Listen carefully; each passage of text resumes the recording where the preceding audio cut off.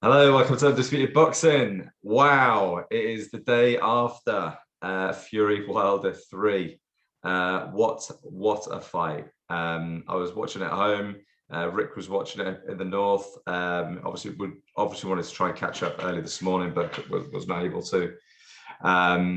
Yeah, Rick, give us your first thoughts on what was an epic third fight to a trilogy. Yeah, it was a belter, wasn't it? I mean, best of the three by a long way. And I think it was kind of, I said Fury points and it wasn't far away in the end. But it was almost like what I thought, how I was seeing it. It was almost like a slightly improved, more prepared Wilder versus Fury that wasn't quite the and that's what you get. You get a closer fight. You get knockdowns either side. But after the round 6, it was kind of, a matter of time, I think. So again, awesome courage from both. Awesome courage from Wilder. Bit scrappy at times. I didn't think it was the best quality of boxing at points. It was quite scrappy and with an actual fight a lot of the time rather than just pure boxing. But that's what made it great. And like Fury does, he found a way. He was down twice. Never looked out like normally with Fury. Never looked absolutely out of it. Regained his senses and legs quite quickly, and marched on. And Wilder was brave, and I think he wanted to get knocked out in the end if he was going to lose, and he did. It's a heavy hit. Shame he was bitter at the end. Yeah. Great fight. Watched it back again this morning. And awesome. Yeah, there's one of the things actually that's impressed me of Fury's later fights is his composure and how quickly he does get his senses back when he looks like he's had a bad knockdown. Because the second fight, although the second sort of knockdown, which I think was in round 4, wasn't it? You got put down twice, which I think is the first time he's been put down twice in a round. And the look on his face, he did look a little bit more kind of shocked and were like, I really did kind of fear the worst when I saw that. He looked at the corner. He just looked. His eyes looked fine, but he just looked. Am I going to get through this one? Yeah.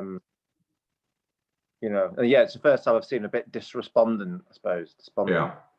Yeah. And he just he dug deep and found a way. I think after that, he kind of round 5 and 6, I felt he just kind of found his rhythm again, and I don't think I really gave Wilder anything after that. But yeah, no, it's fascinating when you look back on the trilogy. It's like the first fight, he was probably still like 50 or 60% then. The 2 tune-up fights that he had, it wasn't kind of 100% Fury, and he still had enough to beat him. But it's almost like he beat him on the back foot. He was very quick and showed, awesome boxing skill. The second fight, he beat him in a different way. Moving forward, offensive. That Kronk style attacking. And then the third fight just showed absolute guts and heart. To come off, climb off the canvas twice. So yeah, it's I just think a fantastic performance. I did think he got a little bit lucky. He was leaning on him quite a bit and getting in a front headlock a lot. But that's his tactics, and that's what Fury's kind of good at, is the dark arts that maybe people don't necessarily always notice, and sort of pivoting when they're in the clinch, and staying away from that right hand and fighting on the inside. His inside fighting is very underrated. I think a lot of people kind of I think overlook that sometimes. Yeah, He was leaning and pushing down him a couple of times early on. He got a stern warning for it. Yeah. So I think he kind of stopped doing that so much. He still had him under the arm a bit, but it was less of this pushing down on the back. Yeah. And that all started a little bit later than it did in the first fight. And I mean, I was a bit perplexed by the first round. I was a bit like, right, what? Even after the second round, I was a bit like, right, I don't know where this is going really. Yeah. He started really well. Deontay Wilder started really well. Like that spearing jab to the body. I think 2 or 3 of them in the first 30 seconds.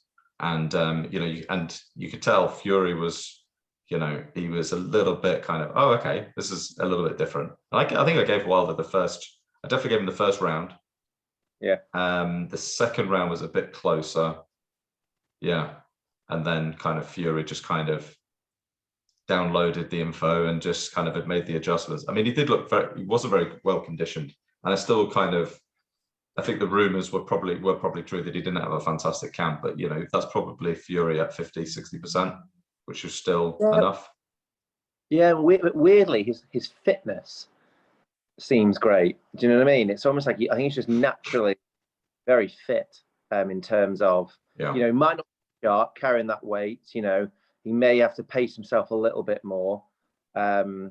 He probably isn't quite as light-footed and whatnot, but he never looked.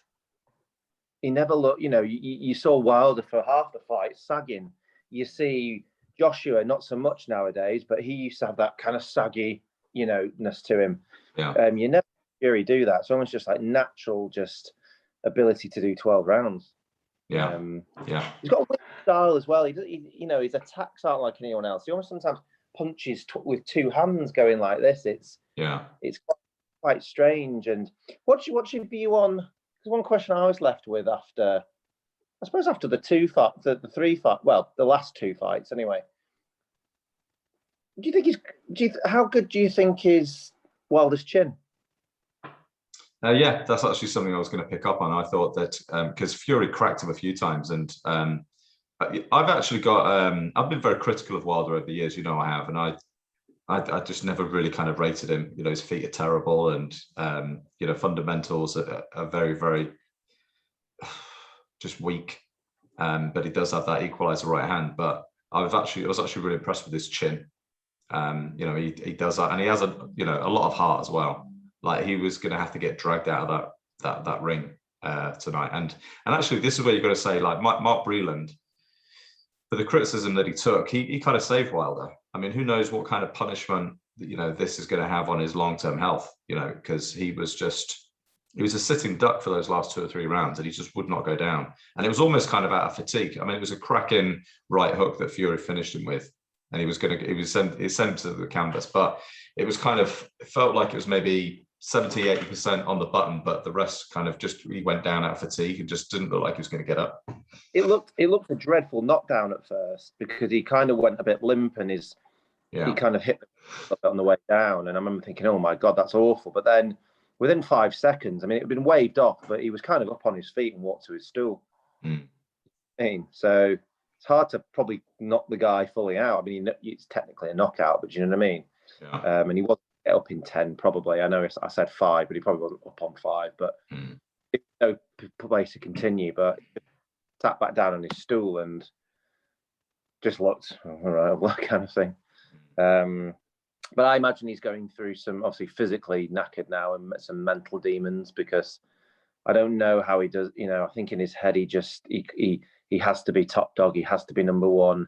He almost created a lot of stuff last time to why he got beat, and where does he go from this? It's another loss. And I just hope him and his fanboys don't come out with some ludicrous stuff. How much fun have you been having today with the Wilder fanboys? I've not really done that. I watched a little bit of Boxing Voice, but to be fair, they're relatively sensible. I've not listened to many calls. There may be some people who call in there. I'll probably give it a bit more of a listen to tomorrow or something. But so hopefully we get the Dillian White fight. That'll be another fight altogether, and we'll let's see what happens with that before we start talking about it too much. But did you? So we predicted the right winner, just didn't get quite the right result. I think I went points. We both went points, didn't we? I think over the whole weekend we did 4 fights. I think I got 2 right and 2 wrong. I think you got the same. But at one stage I was staring at a 2. I was down 2 already. right. Yeah, we'll come on to that. We'll come on to that in a minute. Just before we go through the rest of the card, what next for Fury? Do you see that Dillian White fight happening? WBC are going to mandate it. Yeah, I hope so. And hard to know how that one goes. I think I say hard to know. I Fury would be the favourite for me, but it will be a different fight. I think Wilder and Dillian are different kind of fighters. Fury's got the ability to, beat White, no doubt about it, but he'll have to fight differently. I don't think you can manhandle White as much.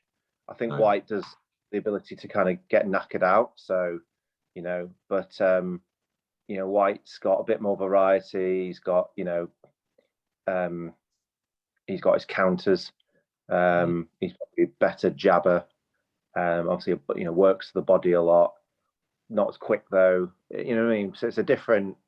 There's strengths and weaknesses that are very different. So he'll have to kind of think about that. But I think the fight will be good because White likes to scrap as well. I don't know if Fury might fight a little bit more tentative, especially early on. I'm just not getting excited about it until I see it happening. And I hope I'm proved wrong. I just can't see it happening.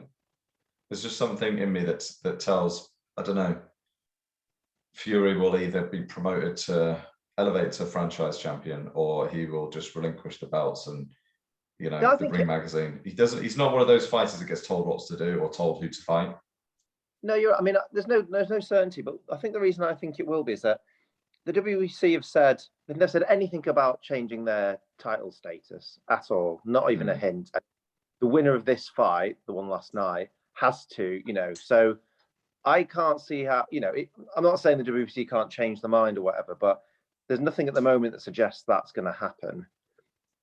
I can't see Fury going, well, I'm going to give him a belt up to fight and not fight Dillian White. Because it's like, well, who do you go and fight? You can't fight Joshua and Usyk because they're together. Who's next? I mean, boxing world will be like, well, White is probably the next best person to fight. Well, you're going to fight Ortiz. Or, Joyce would be a decent, but it's still not White. So, and if he wants the biggest fights, that is the biggest one for him. That is probably the biggest one outside of AJ. You'd probably say Dillian White.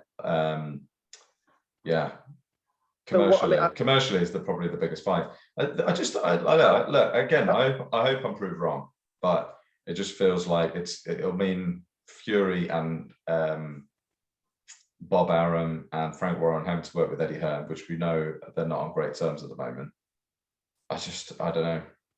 As I say, I hope I'm proved wrong, but we'll see. He has to walk away from. He has to either walk away from the belt, and I can't see how that happens. I don't think Fury really cares too much, though. He threw the IBF belt in the bin when he beat Klitschko. I don't know. We'll see. Well, I'm not sure. I think he got basically stripped of it a week later. Something. Yeah. It was the Charles Martin, thing. Yeah, all right. There was like another fighter that was, a bigger fight, and you go, actually, sod that. Why do I want to fight White? I can fight this guy. But I don't see that other guy is, other than Joshua, and them are, who would be a better fight in anyone's eyes? I know, but you're talking about from a fan perspective, and I completely agree with you. As I say, I hope I'm wrong, and I hope he does fight White because I think it's a tremendous fight. Legacy thing. Who? Joyce? Well, I don't know. Like, I'm just trying to think. It's quite thin on the ground now. I'm like, I know, but you just got to remember, I guess, after the first fight when he got that draw with Wilder, they're like, right, okay, Fury's back. We're going to get this momentum now. Like, who's going to fight next? And then he fought Tom Schwartz. He's still champion now. Yeah, I know. And he's kind of just had a massive win, so it just won't wash as much. I know what you're saying, that he is his own man and stuff, and nothing's possible, but it's just like, okay, we're going to relinquish the belts, and we're going to fight, Pulev. All right. Yeah. Where's that? Yeah. You know what I mean? I don't know what the next move is, but yeah, we'll see. Like I say, I hope I'm proved wrong. Wilder, where does he go next? I mean, it's like anything. I never like someone say you should retire or anything like that, because it's up to the person. I mean, he's a bit older than the others. He's 36. he's not had many tough fights other than the recent ones. So I think he can go one more time. I'd like to see him stay around because I think he makes things exciting. I think I like to see him there another couple more years. He's not an old 36. So yeah, I'd like to see him, have the rest of the year off and come back and rebuild next year and maybe have a big fight at the end of next year or something like that. But that's me being selfish. It's kind of, it wouldn't surprise me if he retired. But I wouldn't necessarily want him to. I think he might struggle mentally more than physically with this.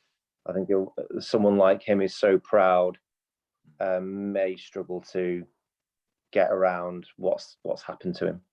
Yeah, I think when you've been at the pinnacle as well, when you've been the top, you've been world champ for however many years he was. How well or how are you going to get up for fighting on an undercard, fighting against, I don't know, Chris Arreola, or I know he's fought him before, but like even Andy Ruiz, which is a big fight, but is he going to be really up for that to get him back into contention? Well, that big now, never be on an undercard, even if it was a poor fight, like a top 50, 20. Yeah, it's be a headline event, but yeah, it will be a lot lower than what he's been in.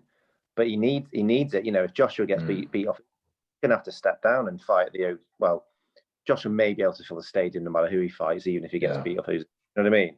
I still really like AJ Wilder. Even if AJ loses to Usyk again, AJ Wilder next year is still a massive fight. Yeah. Not great technically, they've obviously got their flaws. They're both vulnerable, but it's just that is just a mega fight. If there's some way they could make that happen, oh my god, that would be mouthwatering. I think both would need, if Joshua gets beat of Usyk, I don't think it goes straight into a Wilder fight. No. So they'd need. Needs to be something on the line as well, I think. Yeah. All right. Well, let's get on with the rest of our predictions. This could potentially be a long video. Chief support: Frank Sanchez versus F.A. Ajagba. I'll get your smug response out of the way. What did you make of that fight? It was probably the poorest fight I saw actually all night, and I watched a lot of boxing last night. Yeah, it's quite poor, a bit ploddy. Just don't think Ajagba's got much going. I've never been that sold with him. I think he's one of these that looks good coming through the poor lot, but he kept getting poor. I thought Sanchez was classier. Obviously knocked him down. It wasn't a heavy knockdown, and I did say he's vulnerable to getting knocked down. He's been chinned by someone a lot less quality than Sanchez, so that didn't surprise. At the end, they were. I think he just got a bit bullied and just. People are going to react mentally, but in the corner in the last round, they were saying you've got to knock him out. Throw your right. Hardly threw his right. Dead easy, me say. But I don't know if he's worried about a counter or what. So, I wasn't over impressed with either.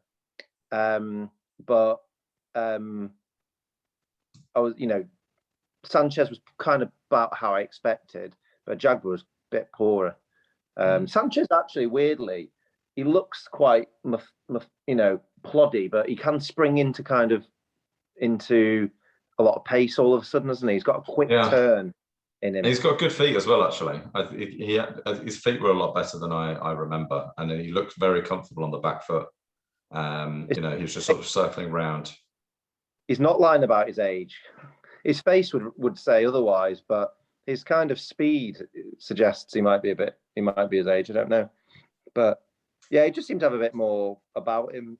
And fair play for them fighting at this stage of their careers, but yeah, definitely. And I think Ajagba looked very gun shy. His corner was getting his trainer. I can't remember his name now, but he was absolutely irate those last 2 or 3 rounds because Ajagba just wasn't engaging, just wasn't throwing.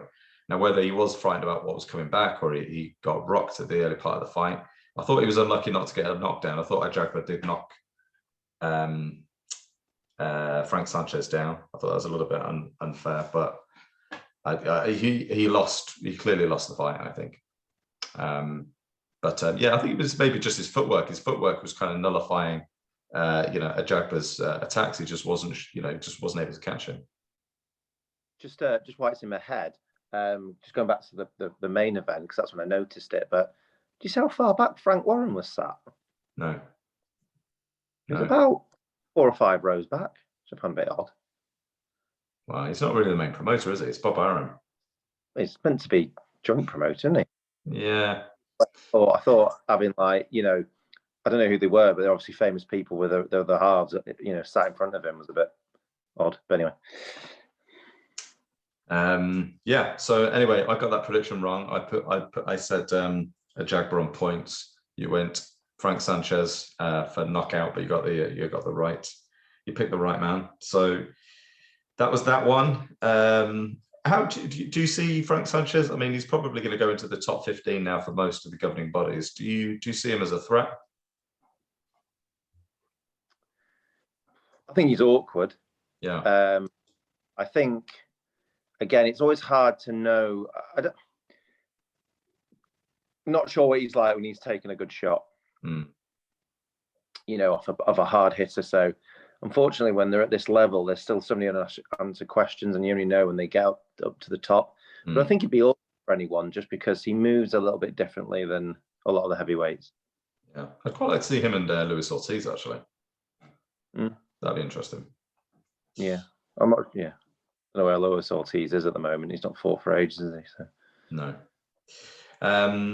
Helenius versus Kownacki. Again, I think this is one that we both got wrong. We both picked Kownacki. Yeah, I think there's something about when you rematch, you go back straight back into a rematch. There's something about the confidence that kind of told me that either there was something that went wrong in camp, or Kownacki and his team firmly believe they've got, you know, Helenius's number. And I just thought with the time passing, I just didn't think it suited Helenius. That was my rationale for going for Kownacki. But I mean, he started the fight terribly. I mean, I think he bust up his left eye. Helenius bust up Kownacki's left eye, I think in the first round. And you could almost argue it was maybe a 10-8 round. And from then, Kownacki just looked all over the place. He had a few little bits here and there, but getting tagged. I mean, it should have potentially been stopped. And he just, for me, looked for a way out. That was like, I want out. I'm gonna keep hitting low. He did it a few. The ref didn't say anything. There's a few times he just tapped him down there, and he just looked for a way out. And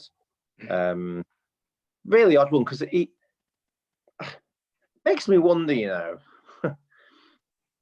if he was on something on the way up, because he seemed to have a lot more power and cause a lot more problems. And I just thought whenever he caught Helenius, he didn't really have much. You know, Helenius never seemed bothered about what was coming back, and that's what surprised me. Punches never seemed to have much effect, and then when Helenius ever landed, it was, you know, real solid and, you know, totally shook him. But that's the thing that got me. So I always thought Kownacki had a bit more zip in his punches and would do more damage. Yeah. I don't know. Just that when I see this, that makes me wonder if there was things going on in the past. But yeah, maybe. I think it's just one of those. I think this is a classic case of you go up through the levels and you find your level, and that's really your level. And that's where you're at. And it happened with with David Price when he fought Tony Thompson. Lost to him pretty badly, and then rematched him straight away. And then Tony Thompson beat him again, and we were like, okay, so David Price is kind of European, British level, kind of maybe entry world level, or a gatekeeper to kind of maybe world level. And I think that's. Pardon? Tepper was juiced up, so it's no real gauge of anything. No, I'm just saying as an example, like when you're going up through the levels, you kind of find your level, don't you? I think that's what happened to David Price. He fought Erkan Tepper in the rematch. Yeah. Because you don't know what level they're at, and it's a false level. I know what you mean. Like, I don't think that's the right example. Tepper. No, it was Tony Thompson. It was Tony Thompson that beat him, wasn't it? Erkan Tepper fight was after Tony Thompson. Yeah. Yeah. Did Thompson not popped as well? He did get popped, yeah. Yeah. Because there's that whole thing about prices. You know, his career was almost ruined a little bit as well through, you know, he fought a few people that have been done caught and drugged.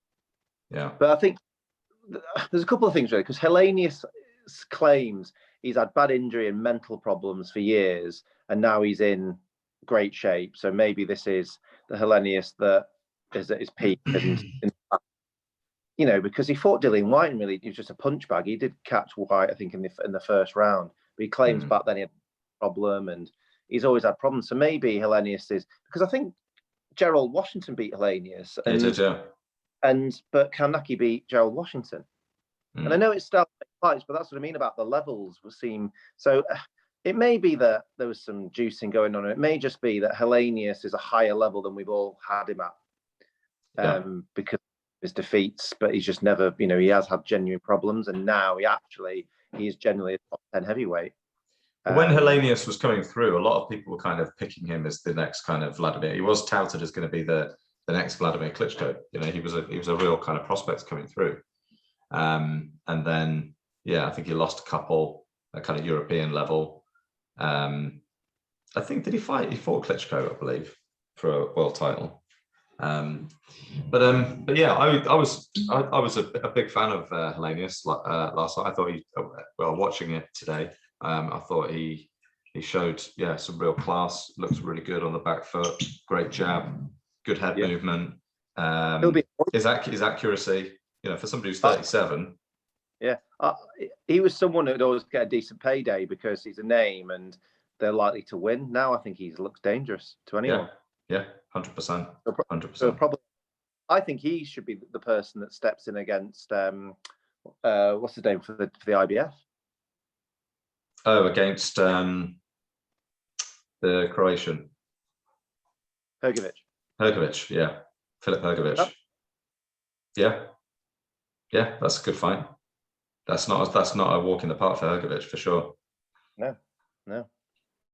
Why not? Yeah. I watched then Silva Anderson. Jared Anderson. Yeah. Yeah, I didn't see anything else on this card, so this is where I hand it over to you. Talk us through the rest of the card. I think it was only 2 or 3 rounds. The guy he's fighting was huge. I mean, huge. But again, slow, ploddy, and he looks quite good actually. He looks another one that moves very differently and still quite young. But yeah, he is one to watch. Jared Anderson. Yeah, but again, you know, not a great level that was fighting, other than the guy was huge. Was he in Tyson Fury's camp? Was he sparring Tyson Fury? Yeah. And, you know, I think Helenius was in Wilder's camp. Yeah, he was. Yeah, I do know that. Yeah. And then I saw you mate Belanga. I saw the highlights of that. He actually got floored. Yeah, I know. My pick for 2021: Edgar Belanga and Virgil Ortiz. It was a good fight actually. It was quite action packed. But yeah, he again stepping through the levels. His defense, you know, was shown a bit. Yeah, guy got to him quite a few times. I think he's still on points though. So yeah, that's the that card. All right. Well, that's close to half an hour. I think we should wrap it up, and then let's do another video for the DAZN card. Thanks everybody for listening. Sorry, we went on a bit too long. Please like and subscribe.